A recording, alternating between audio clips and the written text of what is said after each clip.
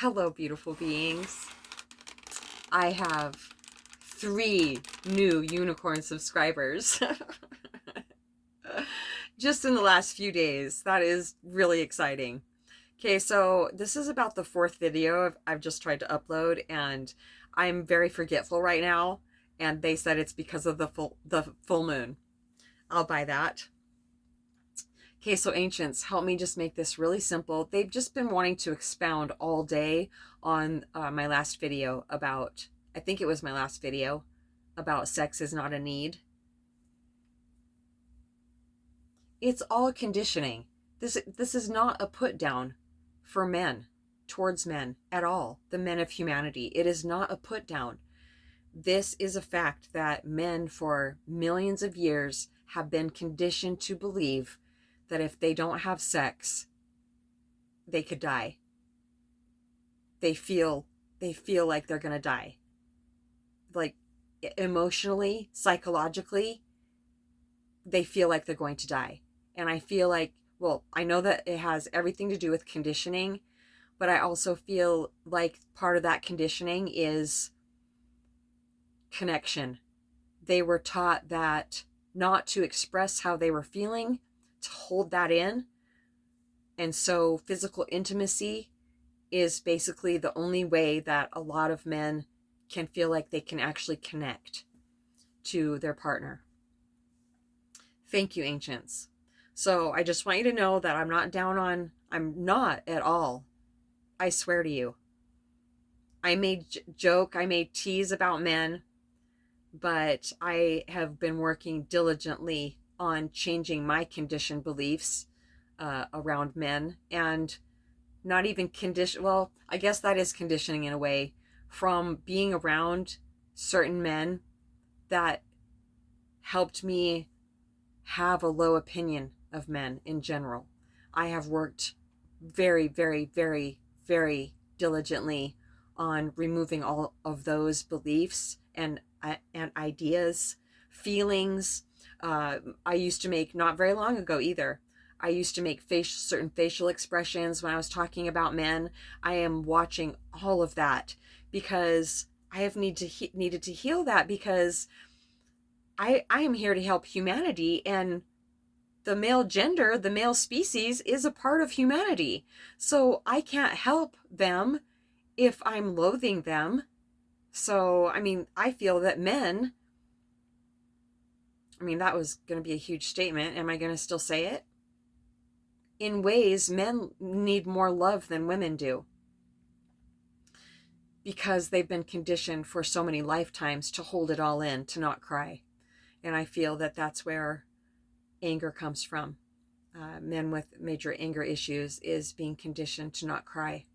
So I was talking to my oldest daughter a while back, and well, I talked to her yesterday too, but a while back about this, and we were talking about the movie City of Angels, and Seth, at one point, he's holding this little girl's hand and they're going back home to heaven, and he says, "What was your favorite thing about Earth?" And she said, "Pajamas." And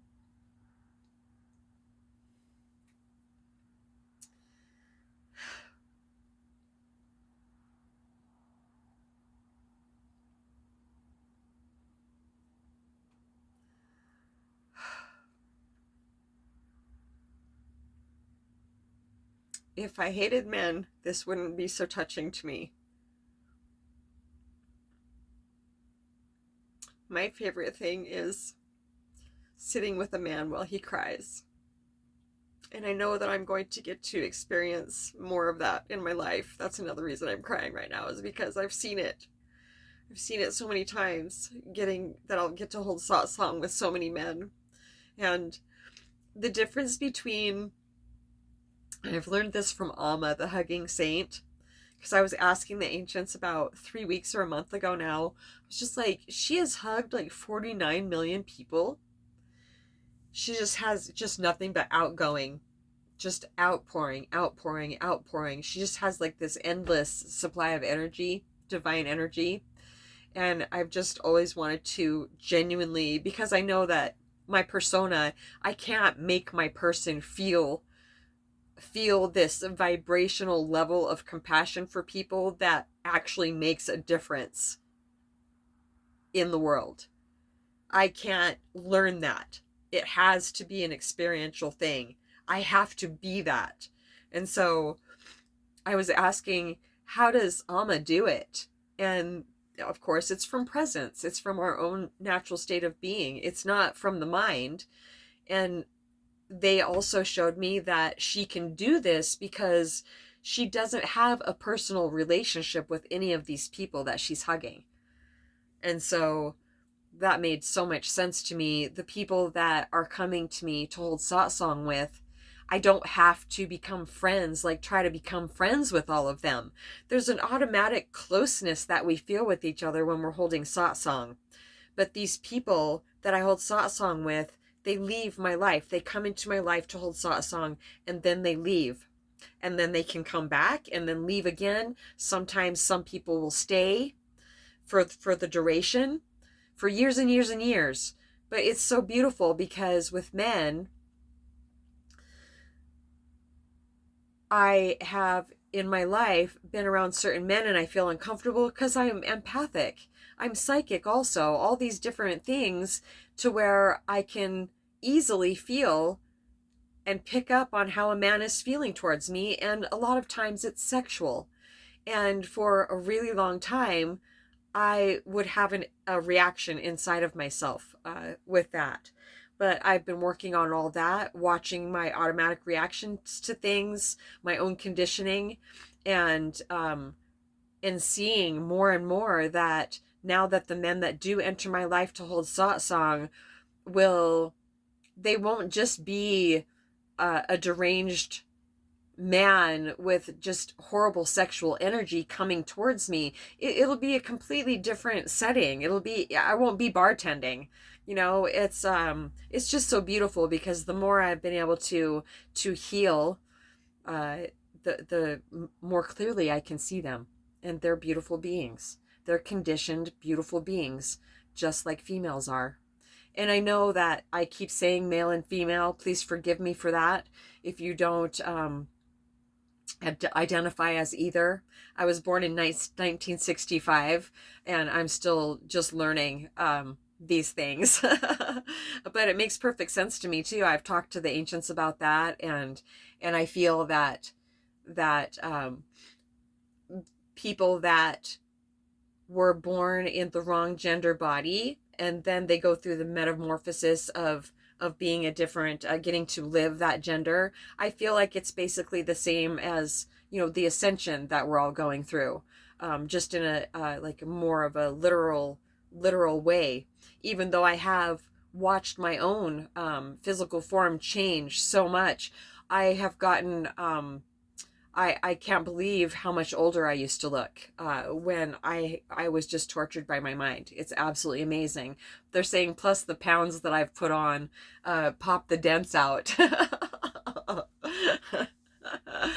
When I'm healthy, when I'm not living anorexically anymore, it's absolutely amazing because not just because I'm physically healthy, but because I'm not following any of the mental activity around it. That's dead, by the way. I have beat anorexia. I am saying that once and for all. I'm not going another go around with it. My light of awareness has shown completely, it has obliterated any thoughts that try to sneak in. Can't be sneaky anymore because I've seen them. I see them. And I'm doing this when I talk about the thoughts coming in because they always come in on the right side. Always.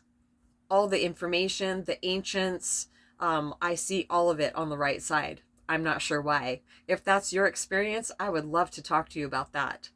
Ancients, have I asked you about that? Why do I see I'm talking to them on the right side? Most of the physical pain I've ever had is on the right side. Ancients, why do I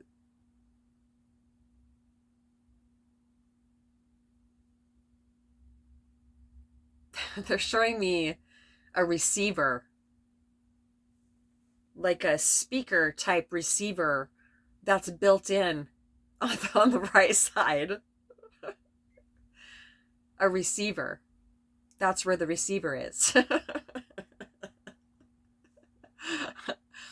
I've actually heard of I've studied so many different types of people in my life. I've learned from so many different types of masters in my life. And one of them is Amy Allen from the Dead Files, because I've been seeing spirits since I was little. And so I've needed to learn how to navigate that. Well, they have often referred to getting their information on the right-hand side also. I did have a vision. I had a dream about my twin soul twice. I had more dreams about him than that, but two specific times he was on my left-hand side in my dream, and I actually noticed that in my dream that he was on my left-hand side. I was just like, oh wow, nobody, no thoughts, nothing ever comes in on the left side.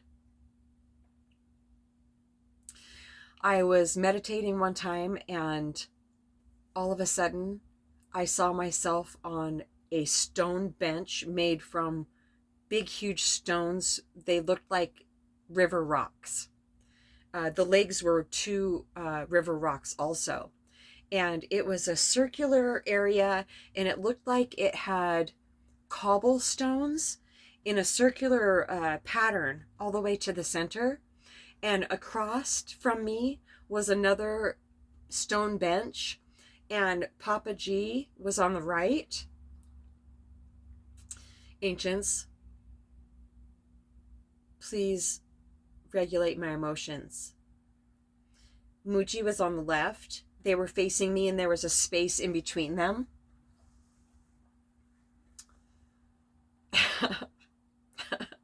And they said, I just like, I looked up at them, and they said, as much faith as you have in us, we have in you. And then they came over, like they just, floated, I don't know, they came over, and so Papa G was on my right and Muji was on my left. And then they merged into me.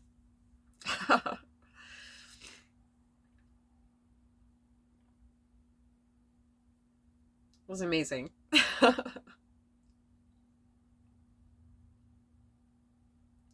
So I've only seen my twin soul and Muji on my left. And it makes sense with Muji. It really does. If you have your remembering experience with a certain master, it could be Eckhart or Muji or it doesn't matter. I mean, it could just be a conversation at the grocery store, and all of a sudden the psychological mind collapses, and it's like, oh, I'm seeing out of these eyeballs. Oh, I'm not this person. It's seeing from presence again.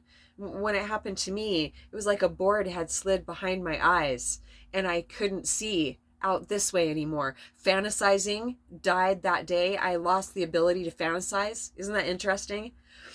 And that just cut down on so much mental activity. So for a while I felt, because right after my remembering experience on day 4 actually, the mind had come back with a vengeance, like a tsunami to burn off. And that's the natural progression of things. And so I listened to Muji 6 to 8 hours a day. I'm not exaggerating. That's how crazy my mind was. That's how much help I needed going from person back to presence, because I had accessed presence. I had remembered my own natural state of being, like who I truly am. And the worst part of the whole ascension, this whole last 12 years, was on the 4th day when I woke up and I thought I had lost it. I thought I had lost, like, the answer to everything, to happiness, to everything.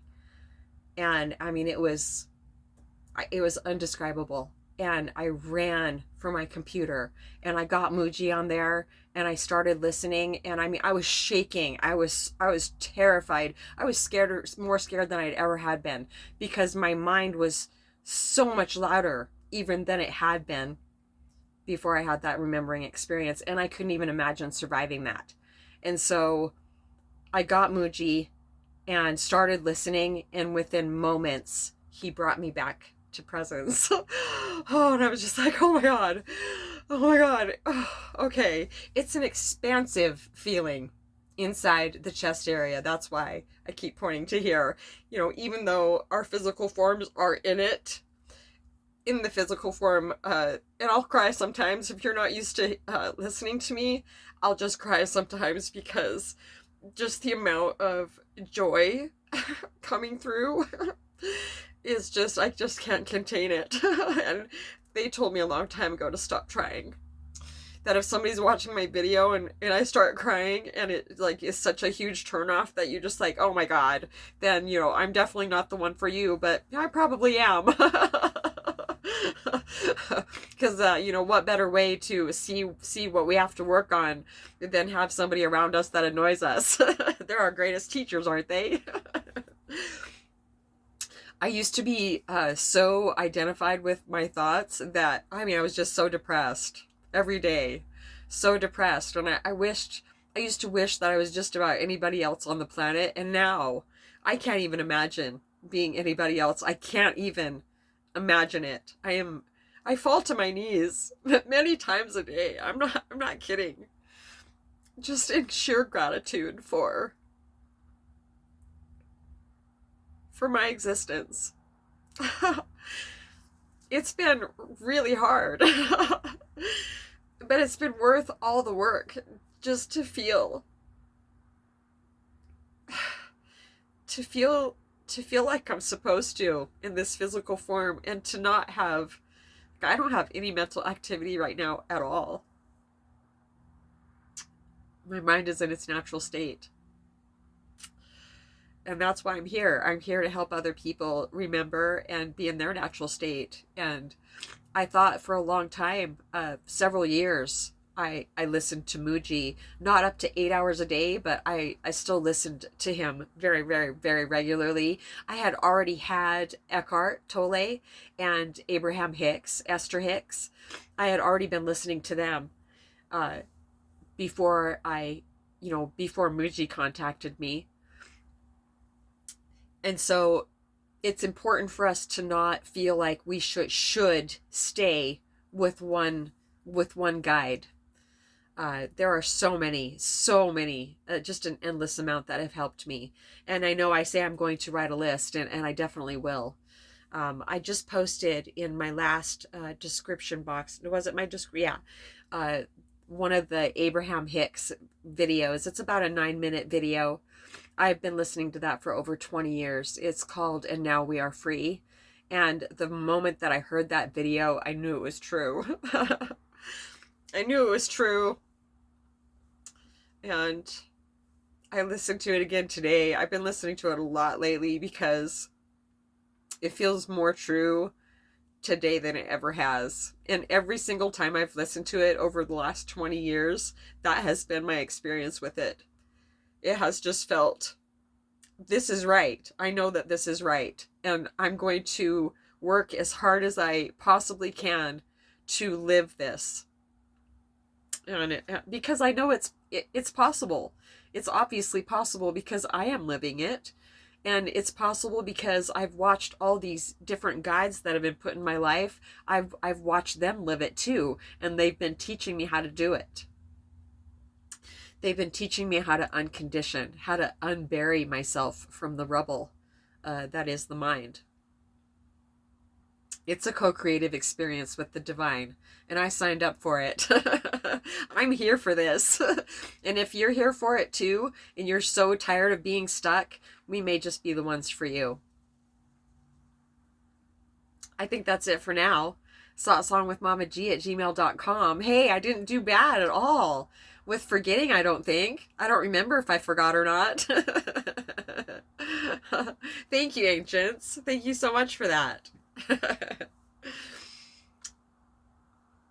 Love you so much.